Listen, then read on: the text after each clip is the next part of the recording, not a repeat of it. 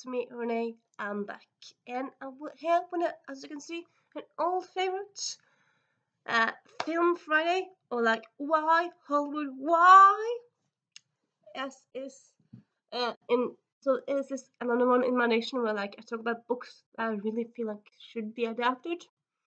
I often do this kind of more or less monthly. I haven't done it in a little while, but yeah. This weekend the San Diego Comic Con is happening. It's a bit different because of the strike, but it's still happening. So I thought, why not post this weekend? So yeah, um, there's gonna be some new books that I recently read, some books that I have not read, no, that I have not read that I have read earlier. But yeah, all these definitely deserve an adaptation, and I don't know why they haven't yet. Weirdness. So yeah, first, and as usual, it's not really an order to it. So first we have East by Edith Patel. So this is a retelling of West of the Sun, East of the Moon, which is a fairy tale quite similar to Beauty and the Beast. I mean, often you kind of think fairy tales is kind of like from that place. Like often fairy tales have kind of different versions of them. So like this East of the Sun, West of the Moon is the Norwegian version of that, and then you also have the Greek, which is the Eros and Psyche myth and what have you, what have you. But anyway, so this takes place slightly in Norway. So of course I love this book because of that. But also, yeah, I very much love this fairy tale, East of the Sun, West of the Moon. One of the movie adaptations, Norwegian movie adaptation of it is one of my favorite movies of my childhood. And also, yeah, so I read this. I want to say 10 years ago now, maybe something like that. But yeah, it is a great fairy tale retelling. It's kind of, I would say, I suppose it's a bit more historical based than other fairy tale retellings. It's not so fantasy based. It's a bit more historical in it, which yeah, I quite enjoy. And yeah, honestly, it's just an amazing book that definitely deserves to be adapted. And yeah, I mean, everyone loves fairy tales. I mean, there's a reason why Disney is so big. But like, other people do fairy tales as well. Like, Shrek is also fairy tales based. So yeah, East, Universal, or DreamWorks. I suppose DreamWorks could easily do this like as a live action or go back to animation. DreamWorks. I think this would just be chef's kiss. Give me a moment. I'm back. And then we have I suppose kind of a theme. I didn't really think of it on purpose, but yeah. And then we have A Mermaid's Madness, which is in the series of fairy tale retellings. So having the same theme didn't really happen on purpose. Um, so this one is the second I want to say. Just check because I want to check it that way. Yeah, second book. Yeah, so it's a quartet. I have not read all four books, but yeah, it's actually it's an adult fairy tale retelling. So in this one, I mean, yeah, you meet Cinderella, you meet Snow White, you meet Mulan, but they're all adults and they're all like in their 20s, yeah, late 20s ish, early 20s, and like it tells the story of what happened after like the fairy tales, like after happy ever after, what happened then, and also some of the fairy tales that you don't. So yeah, it's kind of a different take on it. It's adults because there's sex scenes, violence, and things like that. It's kind of, yeah, it's they're adult characters now.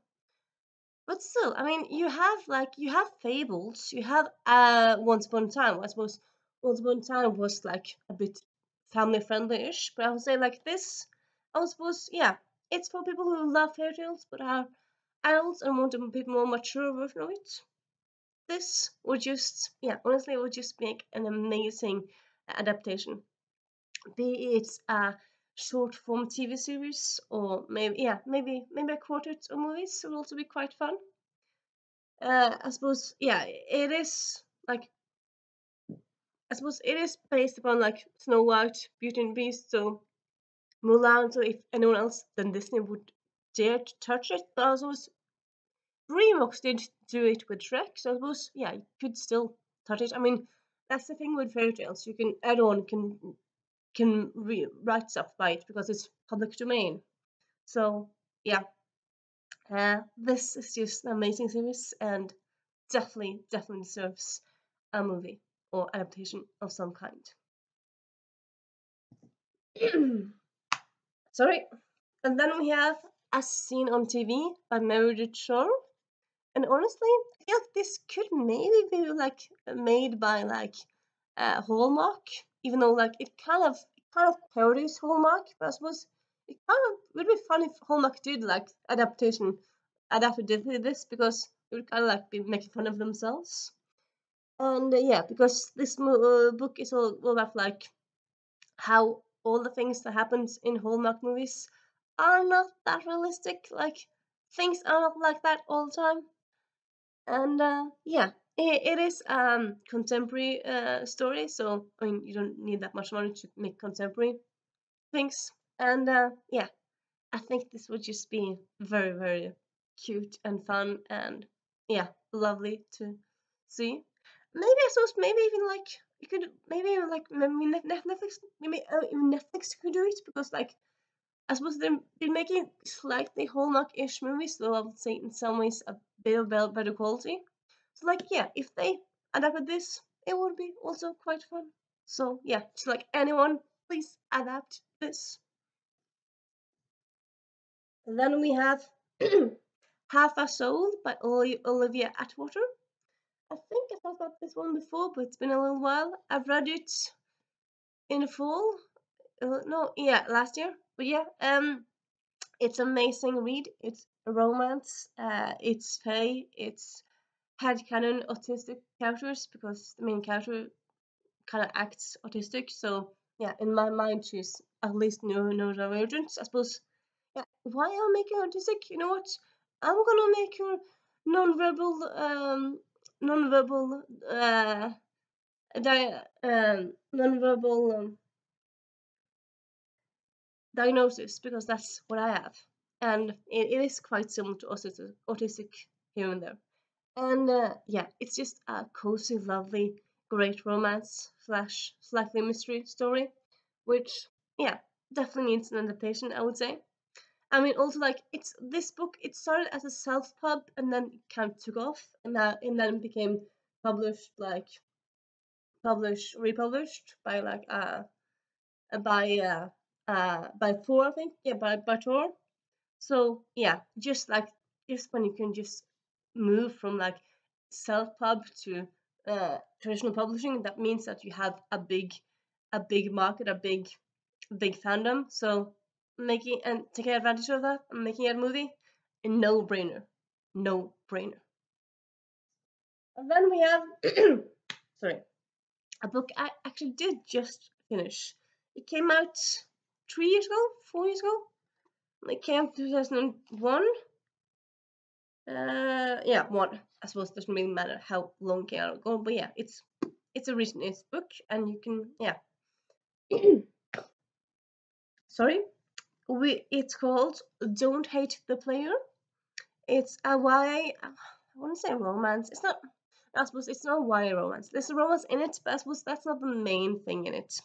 The main thing is that the two main characters, because it's two dual point of view, the two main characters are into gaming, and one they both have kind of like difficulty in their home life. One of the main characters is Emilia Romero, and she's kind of an overachiever and kind of stuff like that. But she's also cisgendered woman in gaming, and well, she's a cisgendered teen in gaming, which means harassment and stuff.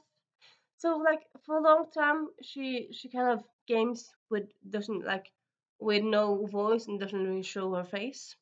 But then her gaming team, yeah, she's part of gaming team. They end up in a like um, big gaming league, so they have to show their names faces because it's people couldn't see you like in a big hall. It's a big place, and yeah, things happening. Things happen. So I suppose it's a book about feminism. It's a book about being a gamer and being a nerd, and but also doing yourself, even though there are idiots around there. And I suppose also about sticking it to the man, and but also about love, and yeah, great story. And I would, yeah, I think maybe Netflix or someone could just make a lovely adaptation of this. So yeah. And then we have a book I read last year, maybe this year. A book I read not that long ago. It is Loki. So this is Norwegian version of it, but sorry. A good, so what's it called in English again? It is called A Bad God's Guide to Being Good, by Louis Stowell. And yeah, so it's a middle grade story. It's all about Loki, and he does something bad for like the umpteenth time. So Odin decides, you know what, you're gonna pay for this. So he makes Loki a teen boy. He makes him live in England, and he has to uh, do some good deeds to like become a god again. And yeah, so this book shenanigans and what happens when Loki is no longer a god. And yeah, very very funny. And yeah, definitely kind of screams to be adapted. At least in my mind, it does. Then we have sorry, another middle book, and this one also this one I just finished like last week.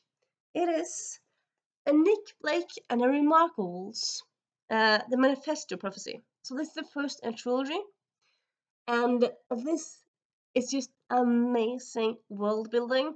It's what's the word again? It's an open fantasy story. So you also maybe it's more like a middle fantasy story, because it's not high fantasy in the way that it doesn't take place in a completely new world, but it's not open fantasy, but because it takes place in like there's some cities that are just magical based, magical cities, and some cities like New Orleans where there's magical things and not magical things. So yeah, and yeah, it's just amazing.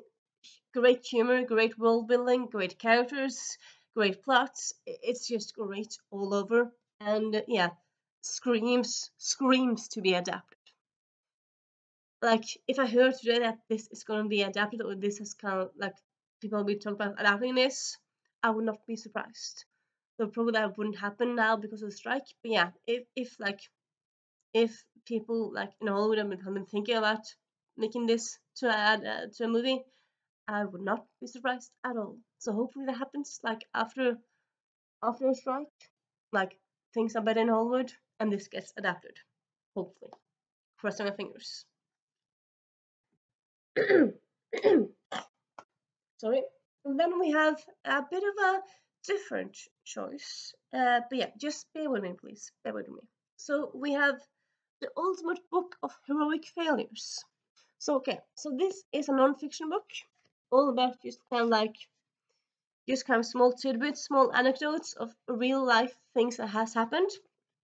So like the time when the worst mugging, when like one guy mugged another guy, and when he left, he kind of ended up being poorer than when he mugged someone, because the muggy said like, "Can I have my money back?" And the muggy said, "Why not?" So he gave away his money. I mean, that's the worst mugger ever. And yeah, so I mean, this just has so many amazing stories. And yeah, there's I would say like there's quite a few quite a few movies and TV series based on real life that happens that are made like more or less every year. And I feel like yeah, you could just I suppose you could do like an anthology TV series where you do like all the stories and just have like one or two episodes each story. You could do that. You could choose one of the stories because yeah, some of them are a bit like more what than the others, but most of them are like, what? I mean, just hilarious and un un unimaginable, and like, has this happened? And you're just like so baffled, and yeah, and yeah, this as a basis for adaptation movie or TV series, I think will be quite fun and quite good. Sorry. Then we have a book I've read back in May. Yeah, sorry, in May. It is A Wizard's Guide to Defensive Baking by T. Kingfisher. So this, it's not like a long story. It's like under 300 pages. So I suppose it's one of those stories where you don't really have to change that much, because I suppose you could still change stuff. But like, it's a long book, so I suppose in a way you could keep most of the story. And also, yeah, at parts it's a bit slow, but mostly it's a fast-paced, things happening story. And also like, the main weapon against the bad guy is a cookie dough. I mean, that's just so quirky and different, and people are always wanting different things in movies, in and books as well. But yeah, especially in movies, and yeah, adapting this, I think that would just be amazing. Like Psycho TT, I feel like you could do like an adaptation of this one, or maybe yeah, honestly, also maybe like Wes Anderson could also do it, because yeah, it's got has that kind of quirk to it, and yeah, screams to be adapted. Then we have a book I read now 2 years ago, but yeah, still I very much enjoy it. It is Time Villains by Victor Pinheiro, a Mildred story all about this small town where villains and people from history and books come to life. I suppose kind of Inkdeath-ish, but Inkheart-ish, but yeah, not directly. And yeah, it's funny, quirky, and yeah, quite what you want for a very funny Mildred story, I suppose.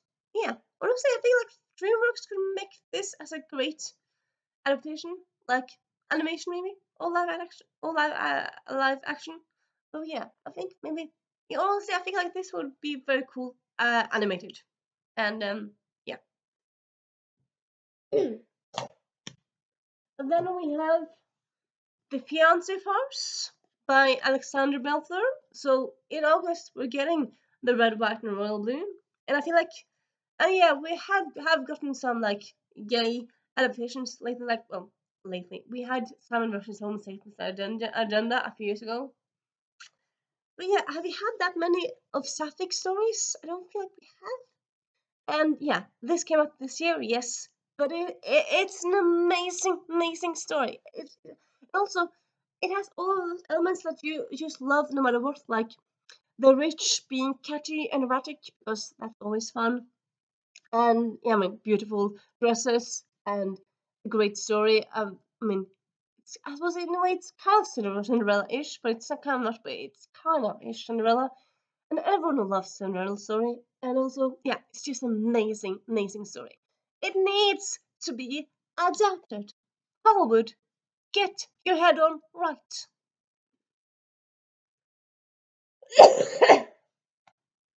Sorry. Then we have Out of the Blue by Jason June.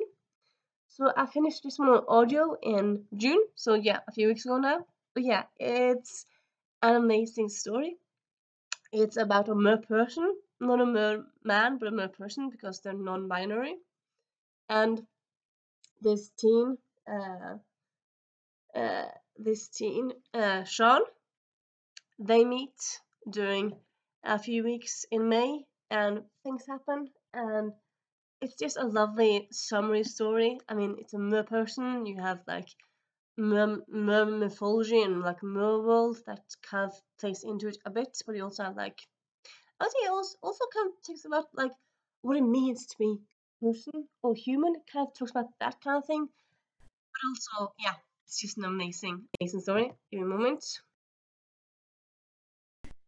So just this book, I just feel like it screams to be adapted, and also like, also yeah, generally mer like stories about mer people aren't really that much in movies, but people still like love them as like a concept. And yeah, The Little Mermaid is like huge now into this year. So yeah, I feel like this, yeah, screams to be adapted. And then last but not least, yeah, we have I talked about this one before, but you know what? Sometimes I just want to talk about something again. It is Darker Days by Just Accardo.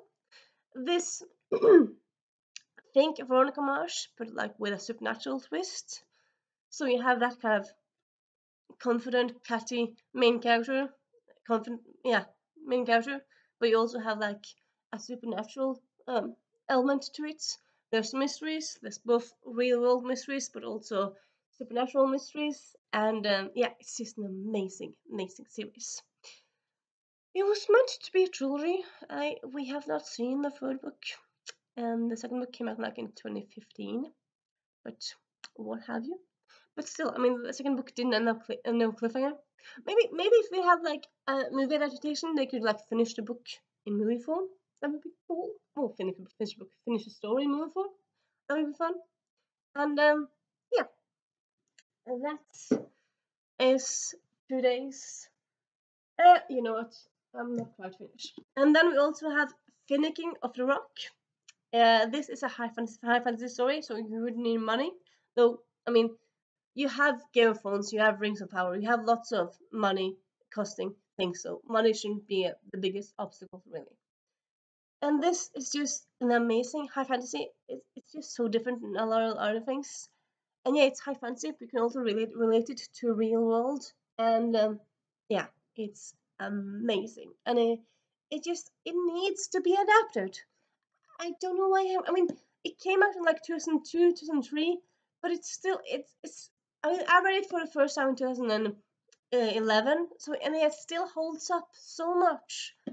And yeah, hopefully someone soon understands their mistakes and adapts this in a good way, of course. And yeah, and that, my dear friend, is the video for today. I hope you liked my choices. If you have any thoughts on them, if you have things you want to be adapted or hope gets adapted, yeah, I'll see you soon. Bye.